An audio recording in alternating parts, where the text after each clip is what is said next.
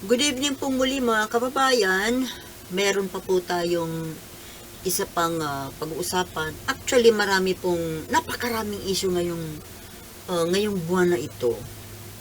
Pero doon lang po tayo sa mga talagang mga pinaka-iimportante. At ang pinaka-importante nga po sa panahong ito, this season, itong tungkol sa kaguluhan na kinasasangkutan ng mga Duterte. Siguro ko naman po ito ang gusto nating malaman sa ngayon dahil ito po ay talagang related po sa sitwasyon ng ating bansa sa ngayon. Parang we are hanging on a thread dahil sa pag-uugali ng Duterte. Sa totoo lang, itong pag-uugali po ng karakter ng Duterte, ito po ang nakakagulo sa bansa natin. Whether you accept it or not. Doon po sa naunang video ko, ang tinalakay po natin doon ay yung bunganga ni Duterte. Ngayon naman po, pag-usapan natin, ito naman pong isa pang mabahong bunganga ng isa pang minion, isa sa mga minions ng Duterte camp. Very rabid itong si Harry Roque. Alam nyo, nagtataka ako dito nanghihinayang ako dito kay Harry Roque kasi ito po ay isang tao na may napakataas na pinag-aralan, napakatalino. Yes, hindi ka magiging international lawyer kung hindi ka matalino. Actually, pinangarap ko rin yan eh. Kung bata pa ako ngayon, mag-aaral din ako niyan. Kaso it's too late na eh. Ngayon, ito ang pinagtatakhan ko sa mga matatalinong tao talaga. Kasi kung matalino ka, mas mataas ang antas ng nararating ng iyong kaisipan, mataas ang narating ng iyong pinag-aralan, yung na-acquire mo na kaalaman na ipasok sa iyong utak. Dapat sana, di ba ito ay nag-i-improve, nagpapa-improve ng pagkatao, ng character, ng personality. Pero, sa isang banda, tila yata ito ang nagiging contributing factor para sumama ang pagkatao ng ilan sa mga may matataas na pinag-aralan at mataas na kalidad ng mental faculty. Ito na nga po isa si Harry Roque, no? Sa kabila ng taas ng kanyang pinag-aralan, ay kung bakit nalilihis ang kanyang landas. Imbis na dinala siya sa mabuting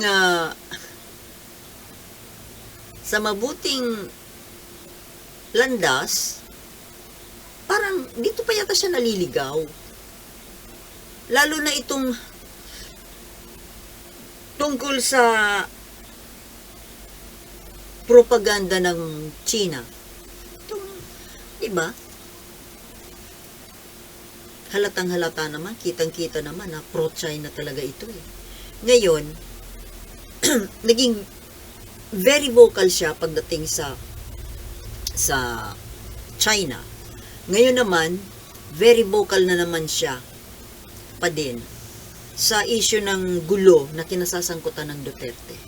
At ito nga po, dahil dito sa kasalukuyang mga issue na kinasasangkutan ng Duterte, itong tungkol sa confidential fund ni Sara, itong napag-uusapan na impeachment para kay Sara, at itong posibilidad na pagpasok ng ICC para imbestigahan or arestuhin itong mga Duterte, at lalo pa nitong nakalaya si Leila de Lima, na lalong nagpalala sa sitwasyon. Ngayon, dahil dito,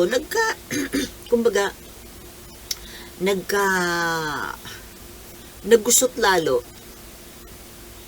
ang sitwasyon. Tapos, dahil dito sa mga sa balita na i-impeach daw si Sara, na papapasukin ng ICC,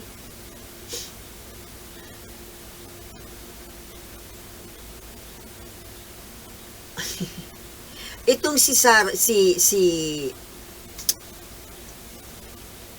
Harry Roque, ang dami po niyang sinasabi. Yung bunganga niya halos, pag naririnig ko na nire-replay ng mga, ng media or ng vloggers, nakakakulele po sa tinga pakinggan. Nakakaabanas na pong pakinggan yung boses ni Harry Roque. Kaso, kailangan pong pakinggan para malaman natin kung ano ang sinasabi niya. At ito na nga po, kagaya ni Duterte, may halo rin pong pananakot. Nananakot. Kesyo magkakagulo, magkakagera kapag inimpeach si Sara. Tapos may mga sinasabi pa po siya na, at ang tinatarget talaga nila itong Kongreso, lalong-lalo na itong si Martin Romualdez. Masyado nilang pinag-iinitan si Martin Romualdez, oy. Bakit? Tinitira yung balak na, yung ambisyon daw na pagtakbo ng pagkapangulo. Ano ngayon sa inyo? Kayo nga nagpapatakbo rin ng kandidato, di ba? Kayo lang ba ang gusto? Kayo lang ba ang may karapatan? Ba't kayo nasithreaten kay Martin Romualdez? Sports lang.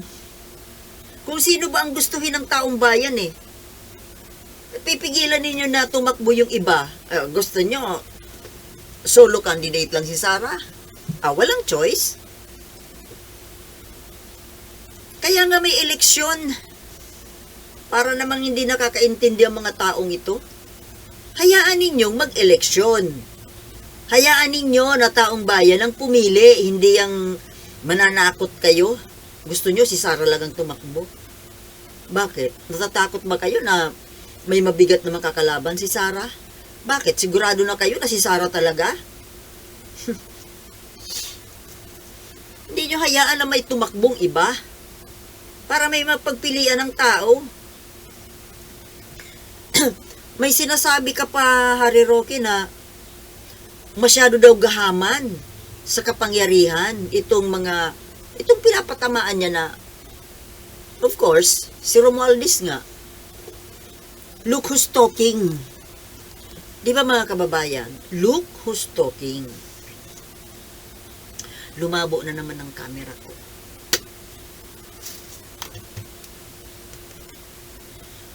Sana makabili ako ng bongga na camera.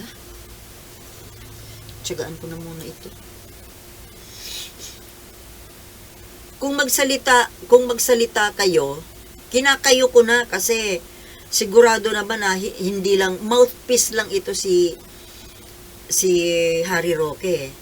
Lahat kayo dyan sa Duterte camp, for sure, yan ang mga sinasabi ninyo tungkol sa kay Martin Romualdez, also sa ibang mga kandidato na lalaban kay Sara. Pero teka, i-focus na, talaga naman ang target ninyo si Martin Romualdez Hindi naman ako kumakampi kay Martin Romualdez. Kumbaga, napag-uusapan lang. Dito lang, sa ano lang tayo? Sa tama lang. Magsalita kayo na Duterte camp. Kesyo, ang aga mamulitika, masyadong gahaman sa kapangyarihan. Sino kaya ang gahaman? Kayo ang gahaman sa kapangyarihan. Kasi gusto nyo kayo pa rin. Hindi na kayo makontento na nagkaroon na kayo ng chance. Nung nakaraan, 6 na taon, gusto nyo kayo pa rin. Sino ngayon ang gahaman? Ha? At yung maagang pamumulitika, sino ba ang namumulitika ng maaga? Di ba kayo? Init na nga kayo, oh. Hindi na kayo mapakali, para na kayong sinisilaban, eh.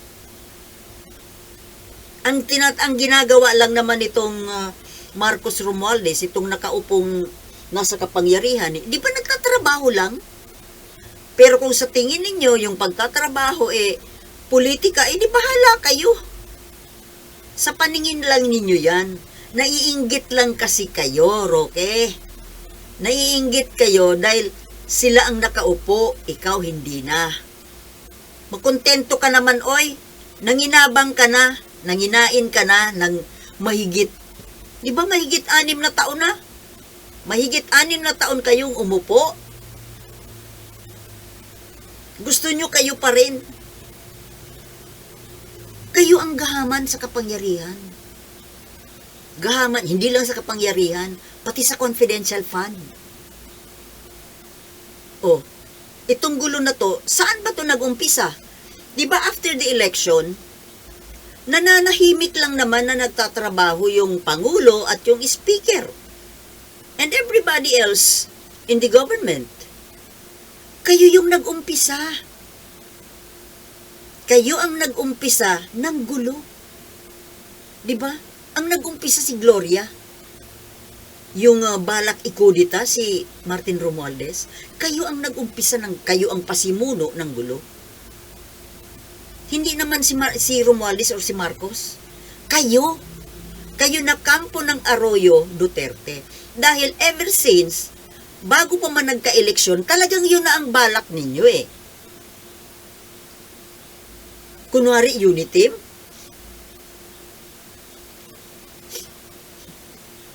Uniteam kuno-kuno. Kayo ang nagbalak, eh. Kayo ang nauna. Natural. Alangan man na tutulog-tulog yung Romualdez Marcos. Natunugan nga kayo, eh. Kasalanan ninyo. Ang gusto ninyo, nagplano kayo na ikudita. Bakit? Ano ba yun? Natutulog sa kangkungan? Sorry na lang, hindi siya natutulog sa kangkungan. Hindi nakontento, eh. Ilang taunang pabalik-balik dyan sa upuan ng pagkapolitiko. Ilang beses nang nang-agaw. Hanggang ngayon, puro pang-aagaw pa rin ang nasa utak. Ikaw, Harry Roque, tumigil-tigil ka sa bunganga mo. Nakakainis ka pakinggan, sa totoo lang. Ganun, no? Akala mo nakakatuwa pakinggan? Kailangan lang talaga pagtiyagaan na pakinggan, pero nakakainis. Yung isang vlogger nga, pinuputol na kaagad dahil nakakarindi yung boses, eh. Parang empty can na hinihila ng sasakyan dyan sa kalsada. Buisit. Ang taas ng pinag-aralan, pero ang layo sa kinikilos. Hindi kayo mga professional politicians. Puro lang kayo, puro pansarili. Ang lakas ng apog, the nerve na tawagin yung iba na ang aga mamulitika, na kesyo gahaman sa kapangyarihan, gahaman sa pera. Manalamin ka nga, Roque. Hindi kayo manalamin. Magantay ka ng 2025 at tumakbo ka uli. Pero tingnan natin ha, kung hindi ka nanalo noong 2022, ngayon pa kaya? Sirang-sira ka nga sa tao, oh. Yung pagiging pro-China mo. Sus. Kung magsalita, akala mo sinong malinis mga kababayan. Kung makapagturo, akala mo sinong napakaayos ang pagkatao, kesyo unahin daw ang bayan. Hello! Unahin ang bayan? Kapakanan daw ng bayan ang unahin? Ikaw Roque, iniisip mo ba yung kapakanan ng bayan? Yang pagiging traidor mo? Yang pagkakalat mo ng katraidoran sa China? Lagi ka nasa China Puro pagkampi sa kapakanan ng China yung ginagawa mo? Yan ba? Yan ba ang unahin ng bayan? Inuuna mo, bayan ng China, hindi bayan ng Pilipinas. Mga kababayan, watch out. Huwag patikimin ng kahit kalahating boto. Yang sinungaling na traidor na yan. Mga traidor yan, magkakasama, isang grupo ng traidor. Pare-pareho silang traidor, pati yung pinaglilingkuran nilang China. Sinungaling.